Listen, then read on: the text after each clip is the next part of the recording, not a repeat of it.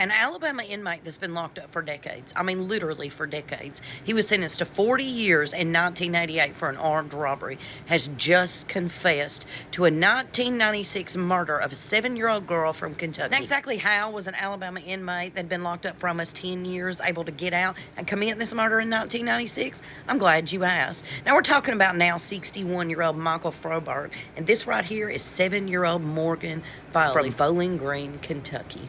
Now, in 1988, again, Michael was given 40 years on an armed robbery charge. The murder of little Morgan here was actually the culmination of 2 escapes, not one. This all began on April the 3rd, 1996 in Jefferson County, Alabama, when Robert Froberg was on work release. That's right. He just walked away from work release. He hopped in a car and he took off to Pittsburgh.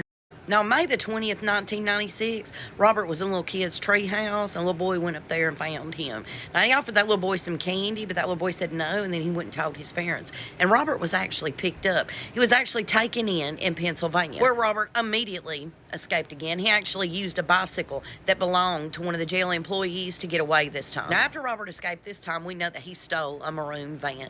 And then on July 24th, 1996, he kidnapped little Morgan right here from the Colony Apartments in Bowling Green.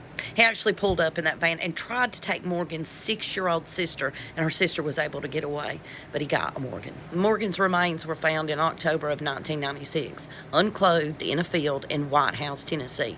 Now, it's important to note here that Robert has never been charged with any sexual crimes against children, but officers did find CSAM in his cell.